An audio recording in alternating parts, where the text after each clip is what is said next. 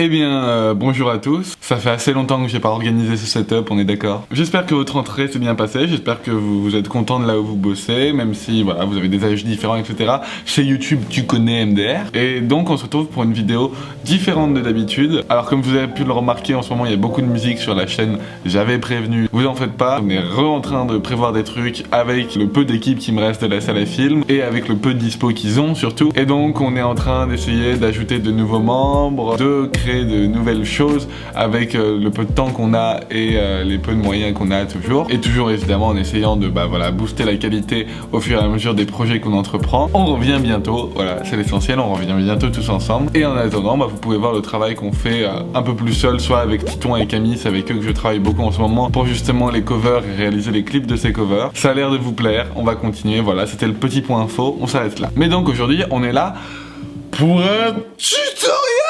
Non, c'est pas vraiment un tuto. En vrai, si vous n'êtes pas intéressé par le fait de vouloir faire des films, très simplement, la vidéo peut être pour vous quand même. Et vous allez découvrir justement des films d'artistes comme nous, qui sont vraiment super sympas. Et donc restez si vous êtes curieux, voilà, ça sera un plaisir de vous avoir tout au long de cette vidéo en ma compagnie. Même si actuellement je suis très seul. Cette vidéo s'adresse surtout aux jeunes gens qui décident d'entreprendre leur premier film. Et vu que vous le savez, ceux qui sont en option cinéma cette année même doivent réaliser un film comme les autres années. Un film un peu différent à cause de la réforme du bac, donc moi j'avais pas réalisé ces films-là l'année dernière, mais la contrainte de 10 minutes est ultra appuyée, ça veut dire c'est 10 minutes où ça dégage. En plus de ça, vous allez donc passer un oral sur votre film, oral qui va durer 30 minutes, je le rappelle. Je crois que les 10 premières minutes sont des minutes où justement vous parlez votre film en long et en large. La deuxième dizaine de minutes est réservée justement à une question précise de l'examinateur sur votre film. Et je crois que la troisième dernière dizaine de minutes doit être à peu près des questions-réponses avec l'examinateur, voilà. Donc c'est très dur de parler 10 minutes de son travail. Il va falloir trouver une idée dans votre film qui vous permette d'en parler et qui vous permette également de tenir et d'avoir envie de travailler sur ce projet pendant un an. Parce que voilà, le premier conseil que je peux vous donner quand vous souhaitez réaliser un film ou quand vous êtes contraint à réaliser un film pour le bac, c'est tout simplement trouver un sujet qui vous est cher, un sujet que vous avez envie de partager, un sujet avec lequel vous avez envie de collaborer avec d'autres personnes. Ça peut être intime, ça peut être intime pour les autres. Voilà, moi je sais que je m'inspire beaucoup de mes proches et de mon propre vécu pour écrire mes films et mes chansons. Et donc ça peut être une réelle source d'inspiration et il faut vraiment que vous écriviez sur un sujet qui vous tienne à cœur, dans la forme que vous voulez, que vous ayez envie de travailler dessus pendant une année non-stop. Voilà, parce qu'un film c'est ça, c'est également beaucoup de préparation et c'est le moment justement où vous devez trouver une idée pour un film. Cette vidéo justement n'est pas forcément un tutoriel pour savoir comment on fait un film. Ça, il y a 1000 techniques différentes, même s'il y a des grands points qui reviennent. On en abordera certains dans la vidéo évidemment parce que ça sera nécessaire, mais voilà, ça c'est pas une vidéo dédiée à comment faire un film, c'est une vidéo pour savoir comment trouver l'idée, une idée suffisamment passionnante pour l'alimenter pendant au minimum un an. Et justement, on va regarder un peu ce que les autres ont fait et des travaux vraiment très passionnants que les gens ont produits ces quelques dernières années. J'adore bouffer des courts-métrages amateurs sur YouTube ou même des courts-métrages tout court. C'est une réelle passion et voilà, c'est hyper inspirant pour ce qu'on peut faire nous à notre échelle. Et tout ce que vous allez voir sont des films qui ont été produits pour le baccalauréat justement, des années 2018 à 2020 globalement. J'ai pris de tous les genres, de tous les types, de tous les milieux sociaux et donc je m'exclus totalement de la vidéo, on est d'accord, hein, je mets pas mes films parce que mes films sont hors critères de ouf. Même pour le bac, j'avais pas réussi à descendre en dessous de 24 minutes pour Anne de sourire brûlant, ce qui est quand même assez scandaleux. Mais donc cette année, vous avez pas le choix, vous êtes obligés pour ceux qui passent le bac de faire un film de 10 minutes. Donc on va prendre des films qui sont à peu près dans le critère d'un film de bac. On passe au premier.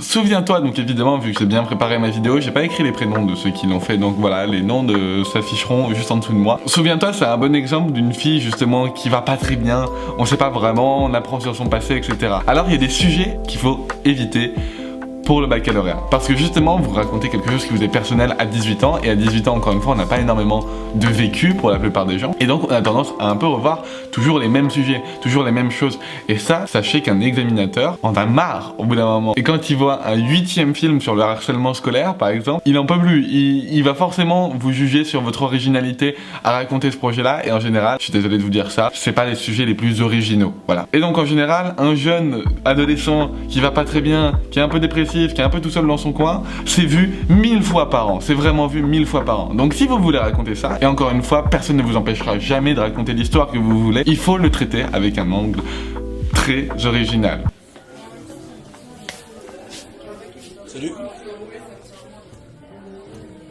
Ouais, je me demandais, t'es bien le coin parce que, je sais pas, t'es mignonne et tout, donc je me disais peut-être on pouvait discuter, échanger un mot et tout, genre... Regarde-moi. Ouais, je te parle parce que... Ça va, j'ai du charme et tout, donc je me dis, je peux obtenir peut-être, je sais pas, un petit numéro et tout, genre on peut discuter si tu veux. Souviens-toi, tente des trucs à la fois dans la réalisation et dans l'écriture de ces personnages. C'est relativement bien joué par des acteurs qui tiennent la route. En général, on a un peu tendance à prendre le copain-copine pour jouer ça, mais voilà, essayez de trouver vraiment des gens qui correspondent à votre personnage, même si c'est pas forcément vos amis intimes. C'est un super bel exemple de ce qu'on appelle un drame métaphorique, donc comment illustrer un drame par la métaphore, parce que c'est surtout ça, voilà, si vous voulez illustrer un drame d'un ado qui va pas bien, faites-le en utilisant des images, des métaphores visuelles, des effets de mise en scène et tout. Il y a des plans qui sont très stylés, voilà, vous en voyez quelques-uns à l'écran, des enchaînements qui peuvent vraiment bien marcher. Attention quand même à pas tomber dans le pathos, encore une fois, c'est toujours ce qui est risqué quand on parle d'un sujet comme ça, c'est à tomber dans un truc qui fasse un peu pitié, un peu pathétique, qui te tire un peu les larmes de force des yeux. Faites attention quand vous écrivez un film comme ça, demandez toujours à vos proches et aux gens qui vous entourent si justement d'être honnête avec vous et si c'est pas attendu, si c'est pas ridicule ce que vous écrivez. En général, quand on écrit un premier film, on a tendance à un peu ne pas pouvoir prendre de recul sur son travail. Donc voilà, souviens-toi, si vous voulez voir un drame qui a un peu de gueule sur une jeune fille qui va mal et avec surtout un pôle d'originalité assez cool, allez le mater. Évidemment, tous les liens des films dont je parle sont dans la description.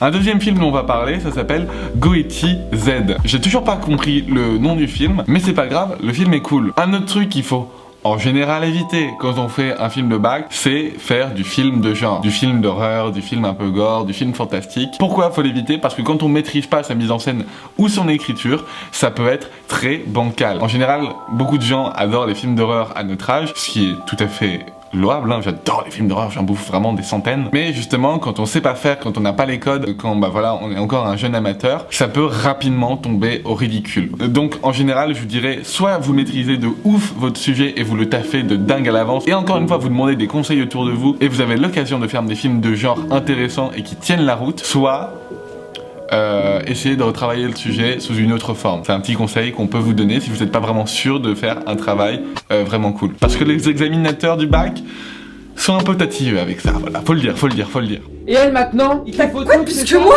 Non mais t'es sérieuse là? Mais oui, rien mon qui frère, se serait passé ça si devait t'avais pas changer organisé justement. cette fête de Arrête fête. d'être juste mon frère, arrête d'être derrière moi, prends confiance en toi Bien sûr, bordel. c'est C'est un pour que ça milliard, marche je justement, l'ai faut que vu. tu sois moins présent. Mais t'es un Je te rends mouton sans compte moi, de t'es ça? rien. Goiti Z, c'est un film de genre qui nous raconte l'histoire d'une bande de potes qui va se faire un campement dans une espèce de maison abandonnée, voilà, me demandez pas pourquoi ils font ça, mais ça a l'air cool. Et justement, on apprend que déjà, il y a des relations qui se créent entre eux et ou qui sont un peu cachées. Et l'un d'entre eux a justement trouvé un masque qui permet de dévoiler les réelles émotions des gens et leur partie sombre et obscure, si vous voulez. Et donc, ça crée des scènes de conflit entre les personnages. C'est assez bien filmé, c'est assez bien éclairé. Donc voilà, si vous voulez un film, pas d'horreur, mais en tout cas un film fantastique, un peu sombre, un peu glauque, qui est bien fait dans la forme et qui est totalement dans les codes d'un film de bac, eh bien, allez voir Goiti Z. J'ai toujours pas compris le nom, mais c'est pas grave, on passe au film suivant.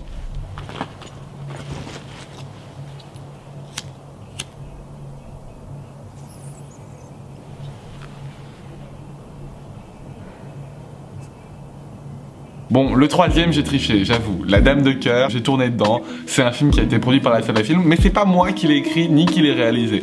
Donc, ça compte moyennement. La Dame de Cœur, ça raconte l'histoire d'un mec qui est accusé de viol et non encore jugé coupable. Et un soir, il va accueillir une ancienne collègue à lui et amie chez lui à dîner et à dormir pour la dépanner. Et justement, il va se passer une histoire autour de ça qui va créer justement un petit conflit entre les deux. Voilà, c'est justement si vous avez envie de raconter une intrigue, un suspense, un vrai thriller et écrit avec des grosses lignes, parce qu'encore une fois, un thriller raconté en 10 minutes, une enquête policière, c'est compliqué à raconter sans utiliser bah voilà, des gros traits scénaristiques électriques et voilà des gros abat-jours qui sont un peu là justement pour que le film tienne la route. En tout cas, La Dame de Cœur, c'est un bon film si vous voulez justement vous inspirer et si vous avez du mal à écrire vos dialogues, parce que les dialogues, on les a taffés ensemble justement avec Camille, la réalisatrice. Ils sont vraiment bien gérés et justement ils laissent place à une exposition des personnages rapide en un peu plus de 10 minutes où on comprend justement une situation complexe, des relations un peu tendues qui va finalement aboutir à un véritable bain de sang. Non mais après voilà, on est sur la salle à film, forcément faut que ça se finisse en bain de sang, forcément. Depuis que tout ça a éclaté, les gens me regardent différemment. Mes amis me parlent presque plus, c'est en train de pourrir ma vie. Et il s'est passé quoi exactement avec cette fille? Pas rien. En tout cas pas un viol. De toute façon c'est bon, j'ai plus envie d'en parler. D'accord. Mais donc La Dame de Cœur, si vous avez envie d'écrire un thriller, si vous avez envie d'écrire un film policier, avec une intrigue et une exposition des personnages rapides, et surtout des dialogues, parce que je rappelle que les dialogues c'est le dernier stade de la difficulté scénaristique, écrire des dialogues qui tiennent la route c'est très compliqué. Allez voir La Dame de Cœur, allez vous mater ça, c'est assez court, c'est cool, il y a du sang, il y a de l'action, etc, il y a du suspense, voilà, on passe au film suivant.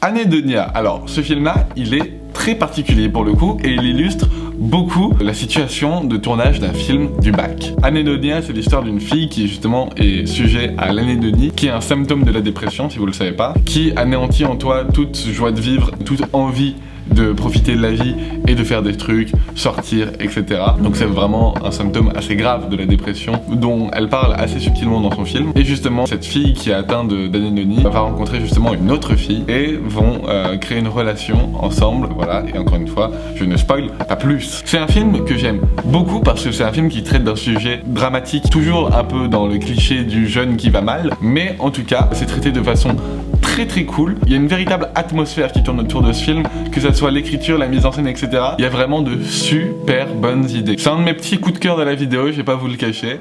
Et sinon, t'as réussi à récupérer la soirée de mardi soir? Tranquille. Bah, je sais pas, t'es rentrée toute seule, j'aurais flippé perso. J'ai l'habitude.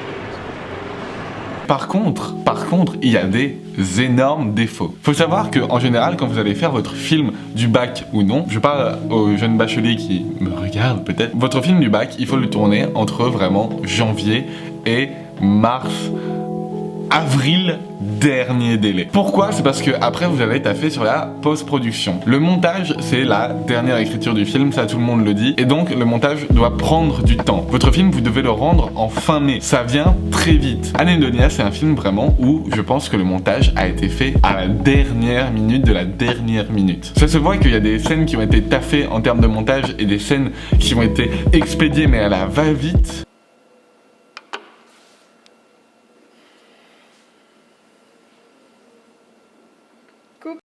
Non putain, pas l'erreur du couper. On coupe avant de dire couper, putain. Enfin bref, voilà, il y a vraiment des erreurs de montage de débutants qui évidemment n'affectent pas totalement la sensibilité et la beauté du film, mais qui sont là, présentes, et c'est important que vous alliez voir ce film pour justement vous rendre compte que un montage, ça a besoin d'être taffé, un film, ça a besoin vraiment d'avoir du temps pour être abouti et prendre du recul sur ce qu'on fait. Elle a pas dû le couper à la fin de sa prise, normalement ça dégage ça. Film super intéressant, ça parle de sujets très importants en plus, donc allez voir, on passe au film suivant.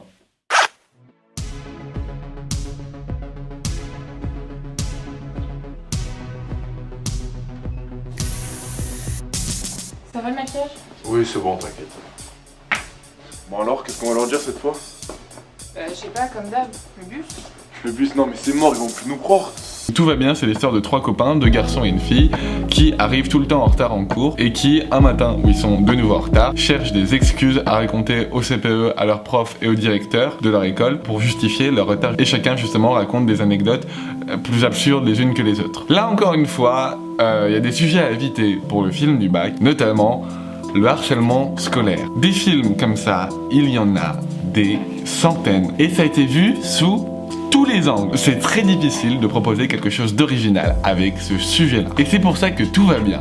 C'est un exemple, parce que pour le coup, c'est incroyable. C'est tourné sous la forme d'une comédie, avec un univers mais genre totalement barré. Il y a des réelles idées de mise en scène, il y a des réelles idées d'écriture justement pour changer un peu les codes et pour montrer, même si je pense que c'est pas son but principal au réel qui a fait ça, mais en tout cas pour montrer que bah on peut encore faire un film original avec ce sujet-là et des sujets qu'on pensait vraiment anéantis. Mais quand j'ai vu ce film-là, je me suis dit ah ouais, il est capable justement de raconter une histoire que déjà tout le monde a raconté avec de nouveaux moyens. Et ça fait du bien.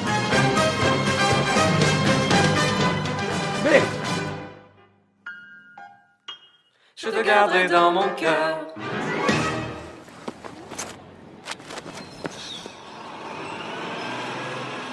Si vous avez envie de raconter vraiment un sujet, foncez-y et laissez-vous porter par votre imagination pour faire quelque chose que vous n'ayez pas déjà vu à l'avance. Donc voilà, je le conseille vivement. Maintenant qu'on a un peu abordé tous les styles de films et tous les genres de films, il y a quelque chose qu'on n'a pas encore abordé et qu'on va aborder justement dans ce 6e et ce 7e film. Il y a des aspects autour du cinéma qui sont très importants. Et quand on donne à ces aspects, en général mineurs dans un film, une place fondamentale, ça peut donner quelque chose de très original et de très beau. C'est le cas de Suicide Social. Aujourd'hui sera le dernier jour de mon existence. Non, pas celui-là du coup, l'autre.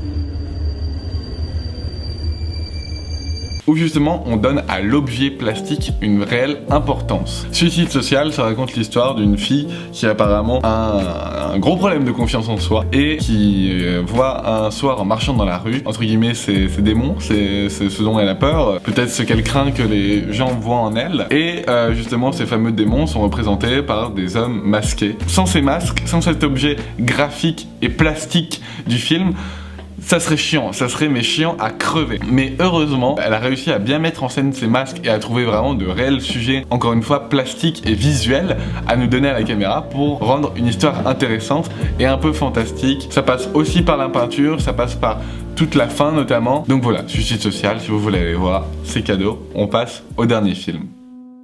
Tu te rappelles quand t'étais gamin, tu rêvais de Peter Pan et de Pays des Merveilles. Aujourd'hui rien n'a changé. Seulement tu rêves de succès et de caresses au réveil. Mais pour cet enfant éternel, ça ne restera que des rêves, et sa réalité sera autrement. C'est une vie en noir et blanc qui l'attend. Je reprends. Alors celui-ci c'est mon petit bijou. Bon, c'est un peu triché parce que je connais la réal. J'ai revu son film assez récemment et c'est vraiment incroyable. Hurler avec les loups, c'est l'histoire d'un jeune homme qui qui traverse l'enfance, l'adolescence et l'âge adulte à Paris. C'est son histoire qui est racontée en musique pendant un long morceau de 7 minutes. Alors, encore une fois, il va pas très bien dans sa tête et il a peut-être aussi un peu un problème de confiance en lui. Voilà. Pour le coup, la musique est réellement centrale. Les images sont là pour accompagner justement la musique, mais c'est une sorte de long clip de 7 minutes. Déjà, c'est super bien écrit, c'est super bien composé, et quand c'est filmé, c'est très bien foutu. Tu deviens d'abord loup-garou. La nuit, tu bois trop et t'emmerdes les gens dans les boîtes qui clignotent. Puis dans le métro, à toute heure, à fleur de peau, tu fais chier pour un rien. De toute façon, tu supportes plus les Parisiens. Alors soleil plein, après pleine lune, tu te métamorphoses. Peu à peu, tu deviens escroc, crapule, puis ripou et voyou. Quand vous avez quelque chose qui vous tient à cœur, quand vous avez beaucoup de choses à raconter sur justement vous, ce qui vous tient à cœur, ce qui vous anime au fond et ce dont vous avez envie de parler, il y a plein de façons d'aborder le sujet. Marie, elle a justement décidé de le faire avec de la musique et de l'image. C'est un truc qui peut ressembler beaucoup voilà, à des groupes comme Fauve, un peu Noir Désir aussi. Enfin voilà, que des groupes que j'adore globalement. C'est super bien foutu, il y a un réel travail justement sur le mixage, sur la voix off, sur le montage aussi, sur le montage hyper important. Voilà, donc allez voir Hurler avec les loups. C'est dingue. Voilà, globalement, je pense que je vous ai donné assez d'exemples pour vous inspirer à écrire vos propres histoires, vos propres films ou même vos propres films du bac. Je suis encore une fois pas trop rentré dans les détails de tournage ni de conception d'un projet de film parce qu'encore une fois je pense qu'il y a d'autres gens qui l'ont déjà fait avant moi sur YouTube. Ils vous donneront de bien meilleurs conseils peut-être que moi qui fais vraiment à ma sauce finalement. En tout cas voilà, c'est toujours bon de regarder si vous voulez vraiment préparer votre film ce que font les autres. Si vous avez vraiment envie que je vous donne des conseils, bah allez justement checker tous les making-of des films qu'on a fait sur la salle à film. Il y a une playlist qui s'appelle Les coulisses 2 et avec tous les films derrière. Justement, c'est tous les making-of où on expose comment on a taffé le projet, combien de temps on l'a fait, comment on a préparé le tournage, comment on a tourné, comment on a monté, voilà. Ça peut vous intéresser si vous avez besoin de faire votre propre film. Et puis globalement, on fait avant tout ça pour l'argent. J'espère que la vidéo vous a plu, que les films que je vous ai montrés vont vous intéresser au point même d'aller les voir, qui sait. Encore une fois, je rappelle que tout est dans la description. Encore une fois, YouTube, c'est pas une plateforme qui est vraiment réservée pour le cinéma et pour l'art en général. Mais bon, on fait ce qu'on peut, voilà. Et c'est toujours utile de s'inspirer du travail des autres et d'aller voir ce que les autres font de leur côté. Et d'ici là, je vous dis à très bientôt, amusez-vous bien et surtout, profitez de cette année pour faire des trucs de ouf. C'est le plus important. Et c'est ce que nous on va faire, là, globalement. Allez, ciao!